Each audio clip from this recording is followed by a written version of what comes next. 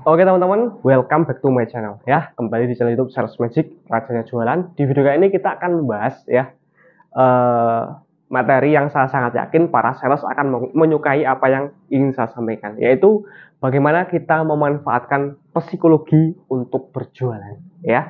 Jadi sebenarnya ya teman-teman, semua orang itu bisa melakukan yang namanya itu hipnotis ya, atau semacam apa ya, kita ngomong dan orang lain itu mau menuruti apa yang kita inginkan ya.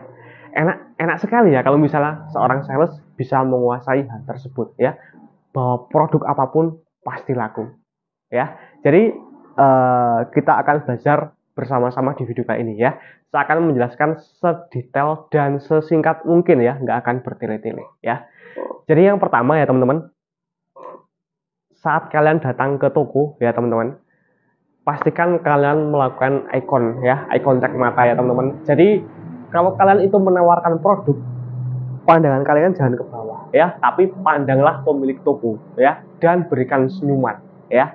Jadi itu adalah sebuah bentuk penghargaan ya, penghargaan untuk pemilik toko dan untuk diri kalian sendiri ya. Jadi kalau sudah terjadi eye contact ya, kalian senyum ya, itu menunjukkan bahwa kalian itu ramah ya. Itu yang pertama. Sekarang kalau misalnya dari masuk toko kalian udah tidak melakukan hal seperti itu, toko udah males. Ini orang mau ngapain ya? Datang karena habis ditolak di toko sebelah misalnya, terus masuk ke toko yang berikutnya mukanya udah parah, udah marah, auranya udah emosi, itu udah nggak bakalan closing lagi teman-teman ya. Jadi seperti yang saya katakan, sales itu nggak boleh yang namanya apa ya, sales itu harus bisa mengendapkan perasaan ya, harus nggak boleh marah, nggak boleh kecewa karena penolakan dari toko seperti itu. Jadi saat kita masuk ke toko, pastikan eye contact, lalu berikan senyuman ya, itu yang pertama ya. Mungkin dari teman-teman ya yang mendengarkan video ini ya akan berpikir, ini materi apa ini ya. Jadi gini, kita jangan meremehkan hal-hal kecil teman-teman, karena gini, hal-hal kecil itu kadang justru adalah sebuah kunci dari keberhasilan dan kunci dari kegagalan. Jadi setelah kita melakukan eye contact, kita senyum ya, kita sebut namanya ya. Nah ini gini teman-teman triknya. Jadi kalau misalnya teman-teman itu sudah tahu pemilik toko ya, nama pemilik tokonya, teman-teman bisa sebut namanya. Karena dalam ilmu psikologi, seseorang itu akan merasa senang apabila namanya itu disebut ya. Dan ini ada beberapa tips yang sering saya gunakan.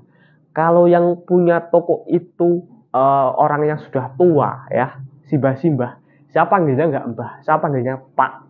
Dan kalau misalnya bapak tapi masih muda, siapa panggilnya mas ya. Karena kadang dari penyebutan ya teman-teman, dari penyebutan nih ada mas-mas yang jaga, kita bahasain pak, ya udah no sell teman-teman. Kenapa? Karena nggak nyaman ya. Jadi seperti mbak-mbak dipanggil bu, itu nggak nyaman teman-teman.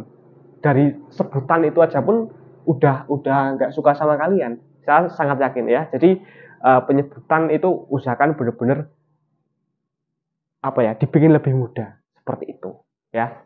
Nah kecuali kalau kalian udah benar-benar kenal dekat dengan pemilik toko ya. Itu yang pertama ya. Misalnya namanya adalah Adam misalnya, Mas Adam. Selamat siang Mas Adam. Gimana kopinya, mau nambah lagi enggak? Rokoknya yang kemarin enak enggak? Dan lain sebagainya misalnya ya. Jadi dari penyebutan nama itu juga ada unsur psikologinya ya. Seperti itu. Terus berikutnya gini teman-teman. Ada ya beberapa hal yang harus kalian baca ya. Jadi membaca itu bukan hanya tentang membaca tulisan, tetapi keadaan juga harus kita baca. Kalau misalnya kita datang ke toko ya, pemilik toko itu posisinya lagi cekcok ya, entah itu suami istri atau sama cekcok sama anaknya atau sama pembeli, kita jangan langsung menawarkan produk ya. Kita tunggu dulu supaya redam ya. Kalau misalnya kok nggak redam-redam, kalian udah terlanjur datang ke situ ya, kalian pura-pura beli korek atau beli kopi saset ya, lalu pergi dulu teman-teman. Jangan menawarkan produk di saat seperti itu, karena nggak akan apa ya, nggak akan terjadi closing, percuma teman-teman ya. Jadi kalau misalnya teman-teman udah terlanjur ditolak, kunjungan berikutnya lebih susah lagi teman-teman. Follow up-nya harus follow up khusus itu kalau misalnya kasus seperti itu ya.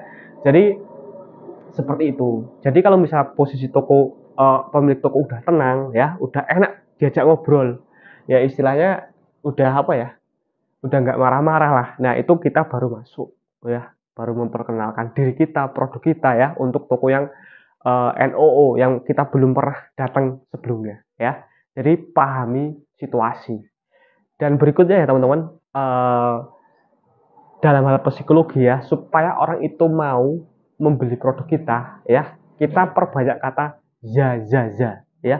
Jadi saya pernah waktu itu ya teman-teman ikut MLM juga teman-teman, pernah dulu, udah lama banget ya. Dan ada satu hal yang memang saya rasa itu memang sebuah ilmu ya, yaitu perbanyak kata aja.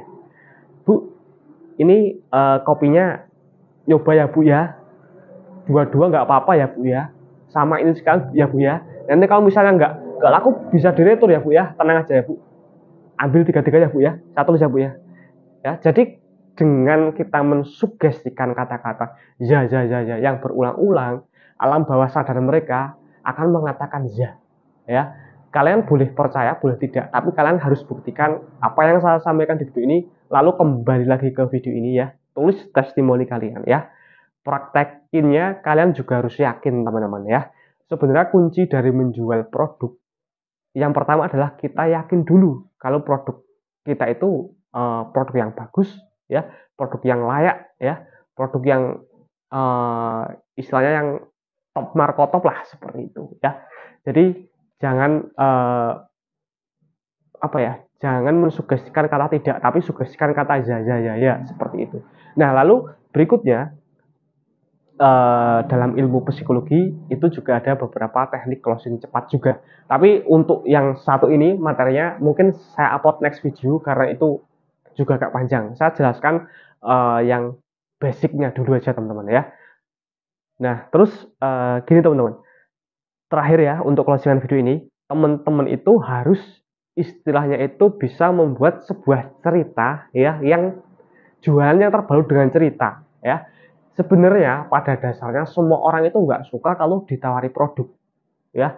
Kalau misalnya teman-teman subscriber lama saya, pasti saya sudah pernah berkali-kali saya ngomong seperti ini. Orang itu nggak suka ditawari produk, tapi suka ditawari keuntungan. Bu, ini kalau misalnya ini harganya 5.000, ini 7.000, ini 10.000. Pusing pemilik toko, pusing, nggak punya uang mas. Nah, sekarang kita ganti kata-katanya.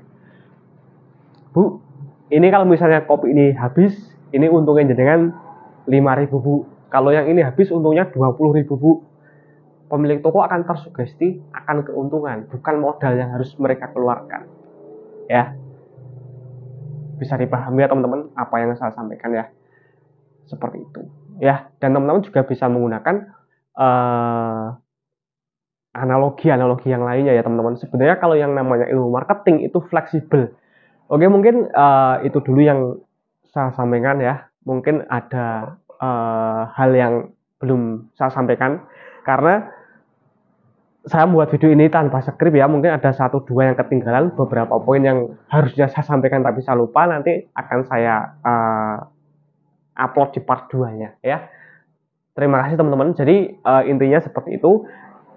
Closingan untuk video ini, jangan pernah membuat sugesti yang negatif, buat sugesti yang positif ya. Seperti itu ilmu dalam psikologi. Misalnya banyak kerumunan, wah ini kalau rame-rame nggak bakal dibeli, diganti sugestinya. Wah ini kalau misalnya ada toko yang sedang rame orang, ini produk saya pasti masuk karena nanti pasti dibantu sama konsumen. Sekalian sampling kalau kalian punya sampel ya, seperti itu. Jadi jangan membuat sugesti-sugesti yang negatif. Wah ini kalau misalnya jam segini nggak laku nih, kalau nyala jam-jam segini, nanti aja lah gak siang. Nah itu dibuang sugesti kayak gitu ya. Wah kalau jam segini pasti lagi laku-lakunya. Kadang ada juga yang gini teman-teman. Kalau misalnya warung yang catnya hijau itu pengambilannya banyak ya. Sekarang kalian ubah sugestinya ya. Semua warung yang memiliki cat berwarna apapun ya, itu pasti laku produk kita di warung tersebut, seperti itu. Jadi gimana ya, kalian bisa simpulkan sendiri ya teman-teman apa yang saya sampaikan ya. Intinya jangan pernah berpikiran negatif, jangan membatasi kemampuan kalian sendiri, jangan pernah membunuh istilahnya apa ya, pikiran kalian sendiri ya, seperti itu. Pikiran adalah magnet ya teman-teman. Kalau misalnya teman-teman berpikir positif, maka akan menarik hal-hal positif ya. Pikiran negatif akan menarik hal-hal negatif. Kalau kalian dari berangkat males, pikirannya udah negatif, ini nggak bakal laku. Mending nggak usah berangkat di hari itu teman-teman. Karena apa? Dari awal mindsetnya udah nggak laku ya, dan akan menarik hal-hal yang buruk ya. Entah itu sebenarnya udah laku, tapi tiba-tiba ada faktor lain, jadi nggak jadi beli. Ya karena apa? Karena sugesti kalian di pagi hari ya. Jadi kalau setiap harinya teman-teman di hari ini misalnya mendapatkan penolakan, kekecewaan, kalian marah, di hari paginya jangan membawa kekecewaan dan kemarahan dari kemarin. Karena setiap hari adalah hari baru ya. Setiap hari adalah hari baru, setiap hari adalah kesempatan baru ya, kesempatan untuk menjadi lebih baik daripada hari kemarin ya. Itu kunci seorang marketing seperti itu ya. Harus melakukan sesuatu lebih ya, maksimalkan apa yang bisa dimaksimalkan ya. Adanya produk ini ya kita jual produk ini, adanya support ini ya kita manfaatkan sebaik mungkin, seperti itu. Terima kasih, videonya udah terlalu panjang. See you next time, sampai jumpa di video selanjutnya.